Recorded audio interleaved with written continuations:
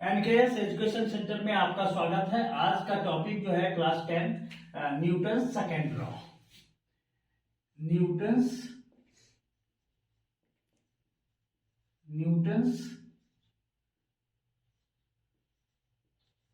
Second law, और इसी को आप बोल सकते हैं क्या, F is equal to m a. इसको आपको क्या करना है, प्रूव करना है। F is equal to m a, और न्यूटन के सेकेंड लॉ का स्टेटमेंट भी उसके बाद हम लोग मेंशन करेंगे। तो सबसे पहले यहां पर देखिए, सेकेंड लॉ में जाने से पहले आपको एक चीज बता दें, मोमेंटम। ये प्रीवियस वीडियो में मैंने बताया है, मोमेंटम थोड़ा सा नटशेल में बता देते हैं। मोमेंटम जो होता है वो होता है product of mass and velocity. Mass and velocity. अगर कोई बॉडी का आपका मास m है और वेलोसिटी v है, तो m भी हो गया आपका मोमेंटम। और इसका यूनिट तब क्या हो जाता है, मास का होता है केजी, अब वेलोसिटी का होता है मीटर पर सेकेंड। तो केजी मीटर पर सेकेंड, ये हो गया मोमेंटम। हम लोग न्यूटन्स का सेकेंड लॉ बोलता है, rate of change of momentum is directly proportional to the force applied. उसको हम लोग ये देखेंगे, उसको डिराइव करेंगे और उसके बाद उसका इक्वेशन निकालेंगे, F equal to m a. इसको थोड़ा साफ कर लेते हैं मोमेंटम को। सेकेंड लॉ जो है वो कहता है, rate of change of momentum, rate of change of momentum is directly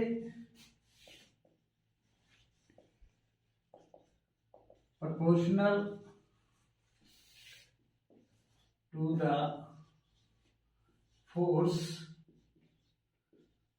applied and direction जो होगा मोमेंटम का, वो जिधर जो डायरेक्शन फोर्स का होगा वही मोमेंटम का भी डायरेक्शन होगा। इसको हम लोग बाद में डिस्कस कर लेंगे। सपोज कर लेते हैं कि एक बॉडी है जिसका मास जो है, ये बॉडी है सपोज कर लीजिए, और ये बॉडी का मास m है, और इनिशियल वेलोसिटी इस बॉडी का, जिसको कि हम लोग u से डिनोट करेंगे, ये है इनिशियल वेलोसिटी u। एक फोर्स से अप्लाई होता है इस बॉडी पे, F एक फोर्स अप्लाई होता है, और जिसके कारण इस बॉडी का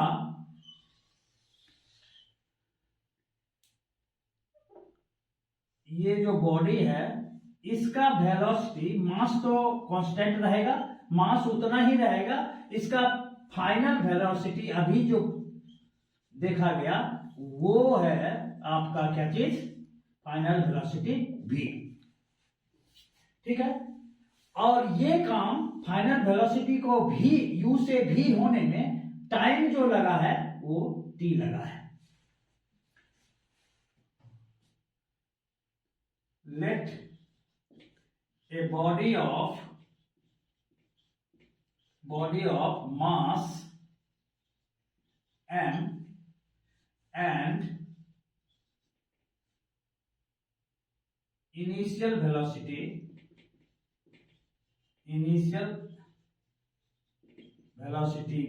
u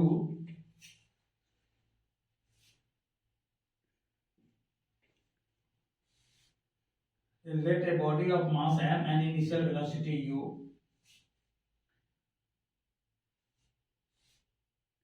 a force a force F is applied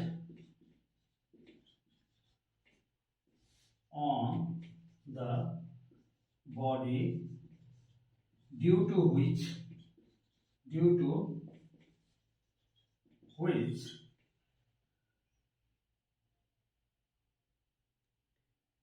final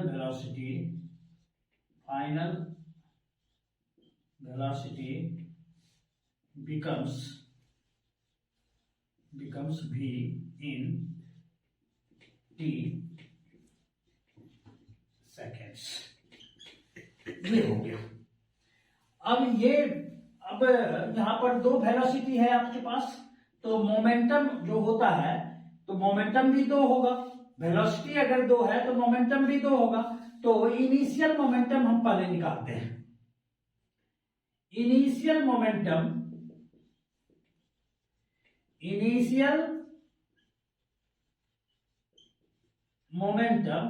क्या होता है? Mass into velocity. तो इनिशियल वेलोसिटी u है, मास m है, तो इनिशियल मोमेंटम हो गया क्या चीज?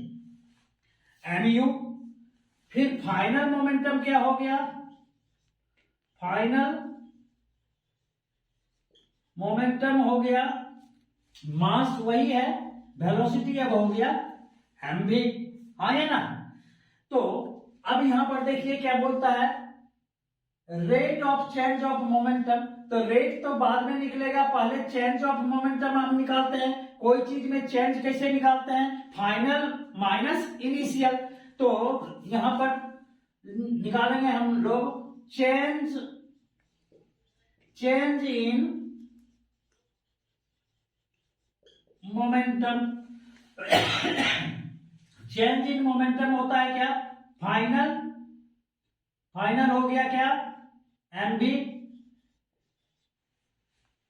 माइनस इनिशियल मोमेंटम क्या हो गया? mu। ये हो गया चेंज इन मोमेंटम। यानी p, मोमेंटम को अगर p से डिनोट करें तो initial momentum, final momentum minus initial momentum, that is equal to क्या? mv minus mu। अब यहां पर देखिए क्या होता है, m दोनों में कॉमन है, m को कॉमन ले लिया तो यहां बचा क्या? v माइनस क्या? u। m को कॉमन ले लिया तो ये चेंज इन मोमेंटम हुआ, p minus pf minus pi, वो निकला आपका m v माइनस u। अब यहां पर देखिए rate of change of momentum निकालना है। तो रेट कैसे निकलता है किसी चीज का? ये चीज जो हुआ है, वेलोसिटी बदला जो है v, u से v जो हुआ है उसमें टाइम लगा है t। तो t से अगर हम इसको डिवाइड कर दें, हाँ, तो हमारा rate in change of momentum निकल जाएगा। Rate of change of momentum, rate of change of क्या चीज? Momentum is equal to t से डिवाइड कर देते हैं तो क्या हो जाएगा? m v minus u by क्या चीज? टी। अब एक चीज ध्यान देना, ये जो है v minus u by t, v minus u by t, इसको हम लोग क्या बोलते हैं? Acceleration. v minus u by t is equal to क्या होता है? a। तो इसको हम लिख सकते हैं क्या?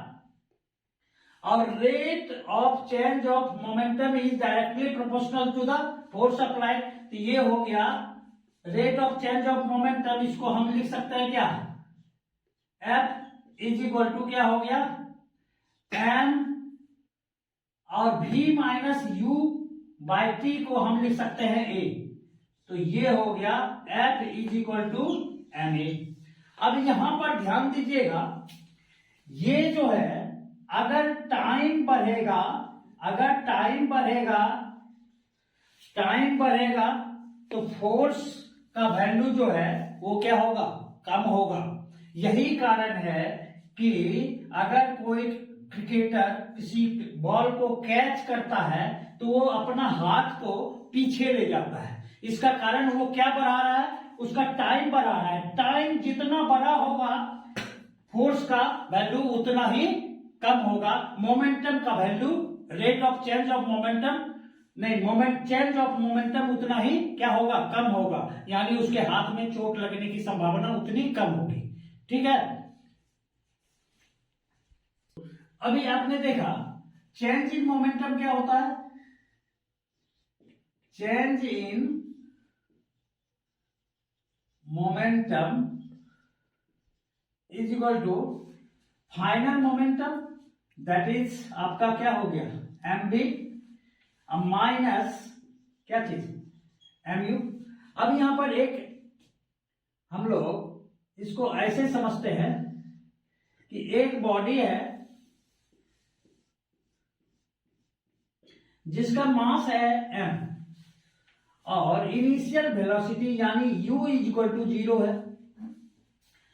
इस पर एक फोर्स लगा, मान लेते हैं 2 न्यूटन का फोर्स लगाया, 2 न्यूटन का फोर्स लगाया और इसका वेलोसिटी सपोज कर लेते हैं, अभी जो है फाइनल वेलोसिटी इसका हो गया 5 मीटर पर सेकेंड। एक दूसरा बॉडी है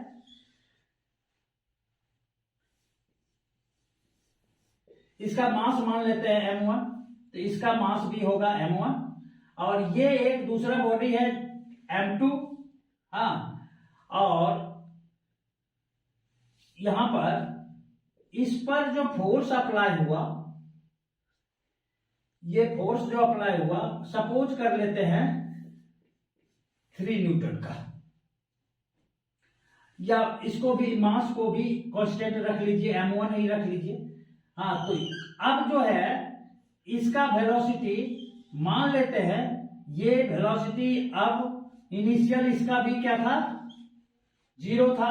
केस 2, इस बार फोर्स था 2 न्यूटन और अब जो है फोर्स है 3 न्यूटन, तो इसका वेलोसिटी मान लेते हैं 6 मीटर पर सेकेंड हो गया।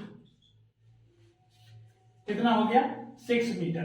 तो इस केस में देखिए, इस केस में ध्यान दीजिएगा, इनिशियल मोमेंटम क्या हो गया, फर्स्ट केस में आप क्या देख रहे हैं, फर्स्ट केस में इनिशियल मोमेंटम हो गया, वेलोसिटी 0 है तो मोमेंटम हो गया 0, और सेकेंड केस में कितना हो गया 5, और मास को भी हम लोग बाद में कंसीडर करेंगे, ये m1 है, ये भी m1 है। तो इनिशियल फर्स्ट केस में इनिशियल मोमेंटम हो गया आपका कितना, 0, क्योंकि mass into velocity, velocity initial है 0। अब फाइनल मोमेंटम फर्स्ट केस में क्या हो गया, फाइनल मोमेंटम हो गया आपका 5m1 मास इनटू वेलोसिटी, तो ये 5m1 हुआ। तो चेंज इन मोमेंटम कितना हो गया, चेंज इन मोमेंटम हो गया फाइनल माइनस इनिशियल यानी 5m1। ठीक है, अब सेकेंड केस में देखिए, अगर सेकेंड केस को आप कंसीडर करते हैं, सेकेंड केस में अब इनिशियल मोमेंटम कितना हो गया, यानी पी आई लिखते हैं इसको, पी आई हो गया इसका भी कितना 0, हाँ या ना, और पी फाइनल हो गया आपका कितना 6m1। अब देखिए आपका फर्स्ट केस में कितना न्यूटन फोर्स लगाया था, 2 न्यूटन का फोर्स लगाया था, तो चेंज इन मोमेंटम कितना था 5m1। दूसरे केस में हमने कितना लगाया, 3 न्यूटन का फोर्स लगाया, तो चेंज इन मोमेंटम क्या कितना हो गया, pf minus p is equal to 6m1, 6 minus 0 6m1। तो कौन सा ज्यादा है, 5m1 ज्यादा है कि 6m1 ज्यादा है, 6m1 ज्यादा है। यानी जितना बड़ा ही फोर्स होगा, जितना बड़ा फोर्स होगा, चेंज इन मोमेंटम उसका ज्यादा होगा। चेंज इन मोमेंटम के डायरेक्टली प्रोपोर्शनल होता है फोर्स। यानी अगर आपने फोर्स बड़ा अप्लाई किया उस बॉडी पे, तो उसका चेंज इन मोमेंटम भी क्या होगा, बड़ा होगा। तो यहां पर लिख सकते हैं 6m1 which is the final second case का चेंज इन मोमेंटम है, that is greater than 5m1। तो इससे ये पता चलता है कि फोर्स जितना बड़ा होगा, चेंज इन मोमेंटम उतना ही बड़ा होगा। Thank you very much.